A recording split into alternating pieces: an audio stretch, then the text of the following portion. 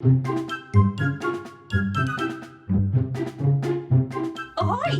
Welcome on board. Great timing because I've just set the tea to brew. And tea is a really good place to start for this week's adventure in history, which is all about food shortages and a scheme called Rationing, which ran in the Second World War. My name is Ngaire and I work at the Imperial War Museum, where usually I'd be welcoming you through the doors to talk about how real people's lives have been affected by war and conflict. But currently the museum's doors are closed. You're at home, I'm at home.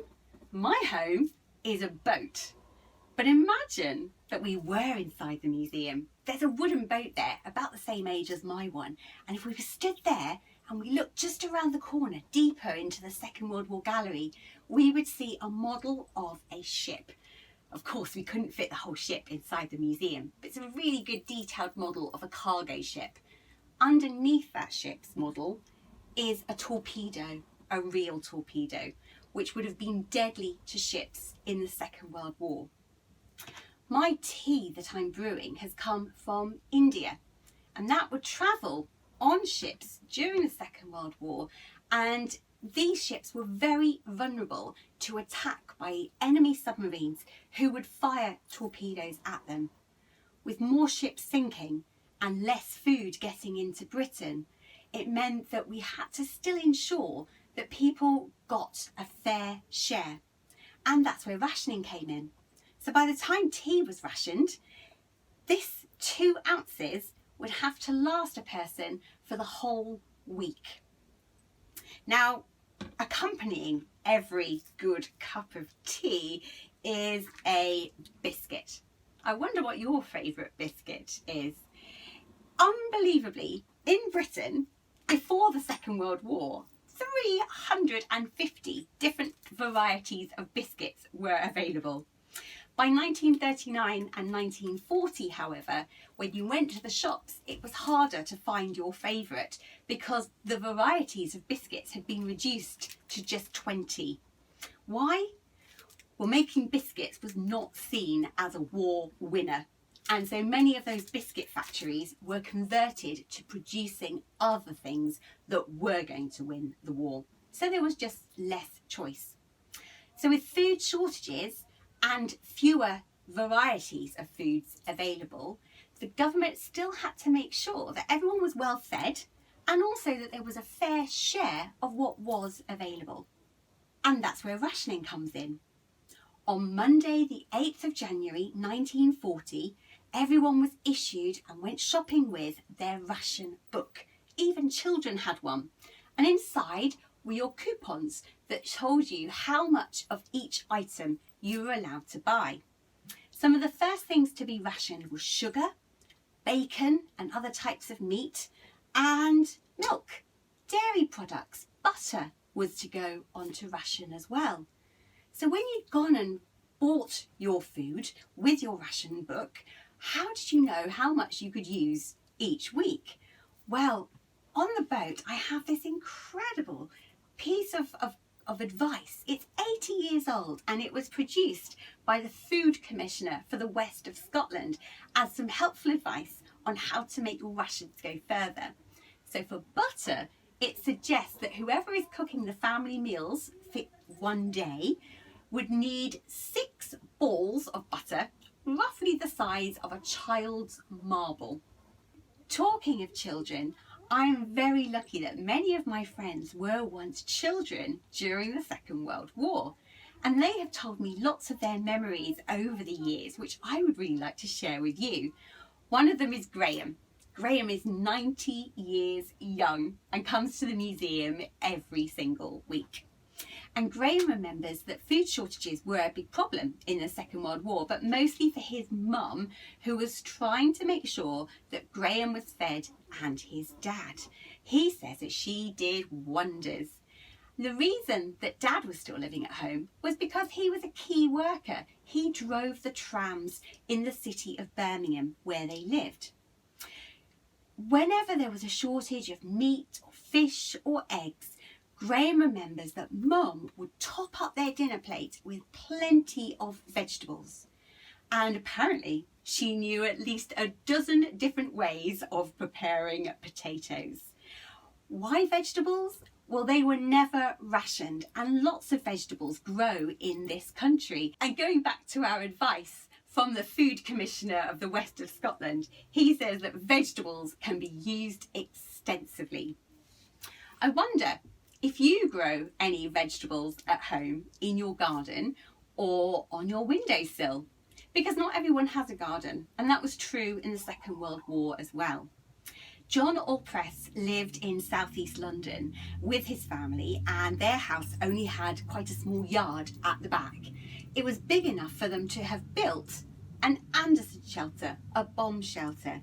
And to make it extra safe, you could pack soil on top over the curved roof of the shelter, and in that soil you could grow vegetables, carrots, cabbages, perhaps some potatoes, some beetroot. And this encouragement to grow your own was all part of a campaign called Dig for Victory, which was run by the Ministry of Agriculture. And this is another 80-year-old chart, and inside this one is a very colourful list of all the different varieties of vegetables that can be grown in the UK all through the year, so that you always had a plentiful supply across the year. Now, the Ministry of Food was another government department that was helping people to cope with food shortages and rationing. And they knew that it's a good idea to have some characters to get your message across. So rather than just showing people carrots or potatoes and encouraging them to eat them, they made them into characters. So there was Potato Pete and Dr. Carrot. And Dr. Carrot not only claimed he was good for your health, but that he was a great substitute for sugar. Remember, sugar was one of the first things to go onto ration. And another of my friends who shares her memories of the Second World War is Jill. Now, Jill was an evacuee out of London into the countryside for safety, and she still comes to the museum with a little bag of dolly mixtures to show people how few sweets you got in your weekly ration. How few sweets? Well, this is my supply of mints on board my boat. If I was to follow the rationing of the Second World War, I'm afraid I could only allow myself, or I'd only be allowed to buy 6 mints. That's the equivalent of 2 ounces or 50 grams. And that wasn't a day, that was a week's ration of sweets. And so for Jill, that was really tough. She really enjoyed sweets, and to be restricted to just a few was a real challenge for a child in the Second World War. Another person who found her sweet tooth a bit of a challenge to cope with, but who relied on carrots to do so, was John Allpress's sister, Betty. Remember, they grew vegetables on the roof of their Anderson shelter, and Betty would eat carrots and save her coupons for sweets and chocolate and still spend them, but then she would parcel up the chocolate and send it to her boyfriend who was away fighting in the British Army. So for her, carrots were a way of coping with a lack of sweets in the Second World War. So what did people really miss? John, Betty's younger brother, who was 10 when the war started, really missed having a proper egg. After the war, he would say that was the big thing that he missed the most. Eggs were quite scarce, particularly in cities, and so there was an ingenious solution, but it wasn't quite the same. From about 1942, eggs came powdered, so dried, dehydrated in a grey tin, and what you would do is take a teaspoon of the powdered egg, mix it with some water, the right amount of water, and make a liquid egg. And for making pastry and baking, that was absolutely fine. But John's mum would attempt to make scrambled egg with it, and John describes it as tasting like cardboard and being quite rubbery and chewy. So he really missed his eggs. Graham particularly remembers when plums were in season, 1 August. he got on his bike and he cycled out to Evesham, a village outside of Birmingham. And he bought a big paper bag of plums. He put them carefully into the saddlebag of his bicycle and began to cycle back home to share them with his family. But remember, Graham has not had a plum for 11 months. And so he couldn't resist stopping and having one plum. And of course, it was delicious. And so he had a second plum and then a third plum until none remained in the bag. Of course, Graham remembers that made him very sick.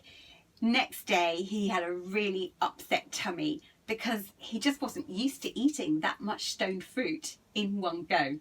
Graham also remembers that he would actually help harvest in those seasonal fruits. So with school or with youth groups, he would go to harvest camp. One year he remembers he was digging up potatoes. Another year he was picking apples. And on his third year, when he was a little bit bigger, he was actually helping a farmer to collect in the wheat into sheaves that would then be taken to factories to be turned into bread. And bread was never rationed during the Second World War. So if you could buy it, you could eat as much of that as you wanted. Now, if you were someone living in the country, conditions were a little bit different to the city. Rose was an evacuee from Finsbury in North London. She was only 9 when she had to say goodbye to mum and dad and leave London for the safety of the countryside. And the billet, the place of safety, the home that she ended up living in, was on a farm. And so that meant that Rose had plentiful supplies of milk from the cows on the farm. The family actually made their own butter, their own cheese and clotted cream from the milk that they produced.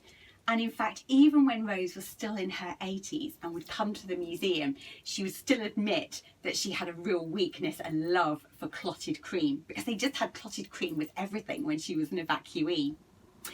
She also still remembers some of her wartime cooking lessons, and 2 Christmases ago she made her very own version of mince pies with less butter in the pastry, because remember butter was rationed, and also using apples instead of currants and raisins, and they were absolutely delicious. So people were really inventive and creative. They used things that were in plentiful supply in Britain, or they substituted things that were available for things that weren't so readily available. Really, really remarkable use of resources. There were some things that were not rationed at all, and one of them was ice cream. Not that it was always very good quality. A grocer's shop might make their own ice cream, but it was often very powdery, very poor quality with great lumps of ice in them. Graham knew of an ice cream shop that made its own ice cream that was really high quality, so high quality and in such demand that it only opened at weekends and only for the summer. And one day Graham gets on his bike and he cycles 10 miles, that is 16 kilometres away, to this shop and buys an ice cream. And he said it was absolutely delicious. Probably no better than the ice cream he could buy today, he says, but because it was a treat and because he'd had to make a real effort to go and get it, it tasted like the most delicious ice cream he had ever had. So, after all that tea drinking, food preparing and cooking and eating, then as now, there was the washing up to be done. But unlike now, there was a shortage of soap. You were only allowed from 1942 onwards 3 ounces or 75 grams of soap for 4 weeks. So you had to make that soap last a month before the next month's coupon was valid. To overcome that challenge, one lady wrote a helpful suggestion to a magazine. Now, I don't know if you've noticed with all your hand washing that a bar of soap gradually gets smaller and smaller, and then you end up with all the scrappy ends that are really quite fiddly. Well, this was what she suggested, placing inside an empty tin. Maybe one of those dried egg tins that were now empty. You'd pop all the scraps inside, she said, punch some holes in the lid, and then when you've got your hot bowl of water, swoosh and swish the tin around. The soap inside would create lots of suds, and you'd have some soapy water to wash up the dishes. Or, she went on to write, you could wash your hair in it. I don't know if I would take up that suggestion. However, I do have a suggestion that maybe you will take up. Remember Potato Pete and Dr. Carrot? Why don't you think of your favourite vegetable, fruit or other food item? Go and find it, give it a character, a name, a slogan, and put all of that together to create your very own campaign poster, encouraging people to eat more of your chosen food item. And you can always share them with us at the Imperial War Museum. We'd love to see what you come up with. That's it on our history adventure for this week. Next week, you will be with aviation expert, my friend Craig, who works at the Imperial War Museum's airfield in Duxford. Until then, thank you very much for joining me on this week's adventure in history.